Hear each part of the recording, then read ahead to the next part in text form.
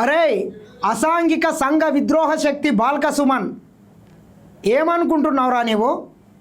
గతంలో 2 సార్లు ఎమ్మెల్యేగా, ఎంపీగా, ప్రజాప్రతినిధిగా బాధ్యతలు స్వీకరించిన నీవు ఈరోజు అధికారం కోల్పోయిందనేటటువంటి ప్రెస్టేషన్లో ప్రశాంతంగా ఉన్నటువంటి తెలంగాణ రాష్ట్రంలో అలజడులు సృష్టించండి, రైల్వే ఆస్తుల్ని ధ్వంసం చేయండి, సింగరేణిని తగలబెట్టండి అనేటటువంటి మాటలు నీవు ఏ రకంగా మాట్లాడుతున్నావురా నీవు?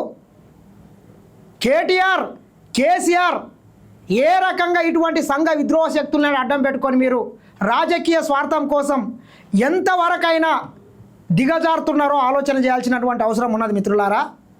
ఇటువంటి వాళ్ళ కావాల్సింది, మనకు ఇటువంటి వాళ్ళ కావాల్సింది.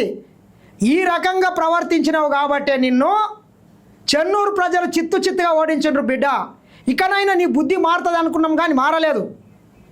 గత 40 రోజులుగా ఇట్లనే లంగ పనులు చేసి, దౌర్జన్యం చేసి, జైల్లో పోయి చిప్పకూడు తిని వచ్చినావు. అయినా కానీ నీ బుద్ధి మారట్లేదు. ఒక్కసారి నిన్న బాల్క సుమన్ గారు ఏం మాట్లాడిండో వినండి మిత్రులారా, ఒకసారి చూడండి. రైతులు వస్తున్నారా రోడ్ల మీదకి? నిన్న మా భీమారంలో నేషనల్ హైవే దిగ్బంధించారు మా వాళ్ళు. 5గురే రైతులు వచ్చారు, 60-70 మంది మనోళ్ళు. నిన్న చెన్నూరులో కిష్టంపేట దగ్గర జాతీయ రహదారి మీద కూర్చున్నారు. 4-5గురే రైతులు, మళ్ళీ 100 మంది మనోళ్ళే. సో వస్తలేరు. మిలిటెంట్ యాక్టివిటీ చేయాలి.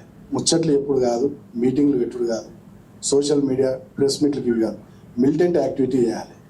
పెట్టూరు మందవారి డివిజన్లో ప్రోగ్రామ్ పెట్టూరు పోయి మొత్తం జీఎం గారి ఆఫీస్ కాల పెడదాం, కొత్త 1 నెల రోజులు జైలుకు.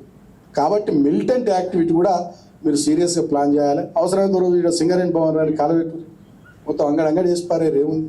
ఆ ఫీలింగ్ రావాలి, ఆ ఓనర్షిప్ రావాలి మన సంఘం మీద, మన నాయకత్వం మీద. కాబట్టి మిలిటెంట్ యాక్టివిటీ ప్లాన్ చేయండి. మన ఏరియాలకు అన్ని రైల్వే లైన్లు ఉన్నాయి. కోసిపారేరు రోజు ఓ ప్రోగ్రామ్ పెట్టి రైలు రోకాన్ని పెట్టి రైలు కోసిపారే. సీరియస్ పైసలా ఏమంటున్నాడు చూడండి.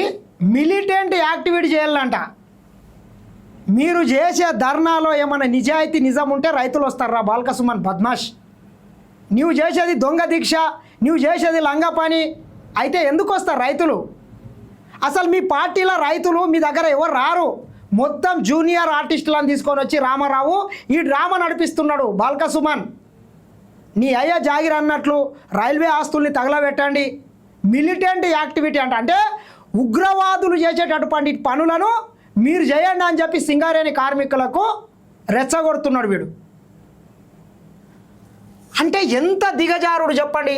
ఒక పక్క తెలంగాణ రాష్ట్రంలో పోలీసులు నక్సలైట్లని శాంతియుత మార్గంలో వాళ్ళని లొంగిపోయే విధంగా, వాళ్ళకు జనజీవన స్రవంతిలో కలిసే విధంగా లొంగిపోయినటువంటి నక్సలైట్లకు రివార్డులు ఇచ్చి వాళ్ళు పునరావాసం కల్పించే విధంగా ఈ రాష్ట్ర ప్రభుత్వం పనిచేస్తుంటే, నక్సలైట్లు మొత్తం ప్రజాస్వామ్య పద్ధతిలో వాళ్ళు జనజీవన స్రవంతిలా కలిపిపోతుంటే ఈ దొంగ వీడు ఏం చేస్తాడు? తాగుబోతూ తిరుగుబోతూ మళ్ళొక్కసారి మిలిటెంట్లుగా తయారు కాండి, ఉగ్రవాదులు తయారు కాండి అంటే ఏమనాలో చెప్పండి? ఎక్కడికి పోతున్నది?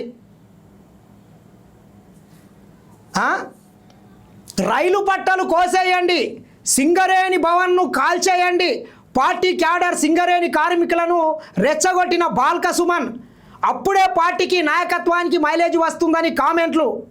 జనం మన వైపు చూడాలంటే మీటింగులు పెట్టుడు కాదు, మిలిటెంట్ ఉద్యమాలు చేయాలన్న బీఆర్ఎస్ మాజీ ఎమ్మెల్యే తెలంగాణ భవన్లో TBGKS సమావేశంలో వివాదాస్పద వ్యాఖ్యలు. మన పార్టీ చేసేటటువంటి ఏ కార్యక్రమైనా ప్రజలు స్వచ్ఛందంగా వచ్చి పాల్గొంటలేరు, రైతులు పాల్గొంటలేరు. కాబట్టి ఇట్లా హింసాయుత మార్గాన్ని ఎంచుకుందామని చెప్పి ఈ రకంగా చెప్తున్నాడు. ఏమనాలో చెప్పండి? ఇంతకన్నా దౌర్భాగ్యం ఏమన్నా ఉంటుందా? ఇటువంటి సంఘ విద్రోహ శక్తుల్ని ఒక్క నిమిషం కూడా వాళ్ళు ప్రజాస్వామ్యంలో తిరగడానికి వీల్లేదు.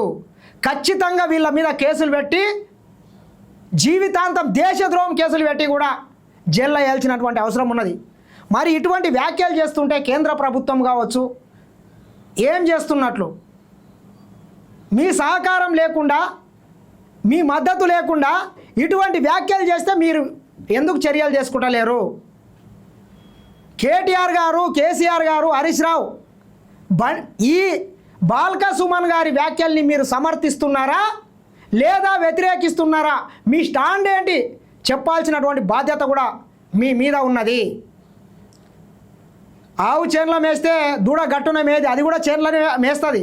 కాబట్టి మీరు ఈ రకంగా రెచ్చగొట్టే ధోరణితోని అమాయకమైనటువంటి ప్రజల్ని ఈ ప్రభుత్వం మీద రెచ్చగొట్టే విధంగా వ్యాఖ్యలు చేస్తున్నారు. కాబట్టి ఇటువంటి తాగుబోతులు తిరుగుబోతులు రోడ్ల మీదకి వచ్చి శాంతియుతంగా మనం నిరసన తెలిపితే ఎవడొస్తలేడు. కాబట్టి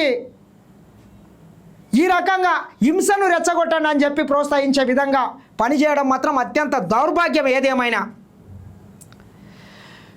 బీఆర్ఎస్ మాజీ ఎమ్మెల్యే బాల్క సుమన్ రాష్ట్రంలో భారీ విధ్వంసాలకు పాల్పడాలంటూ ఆ పార్టీ కార్యకర్తలను రెచ్చగొట్టారు. పార్టీ చేస్తున్న నిరసన కార్యక్రమాలకు రైతులు వస్తలేరని, జనాన్ని ఆకట్టుకోవాలంటే మిలిటెంట్ తరహా ఉద్యమాలు చేయాలంటూ క్యాడర్ హింసపై మల్లేల వ్యాఖ్యలు చేశారు.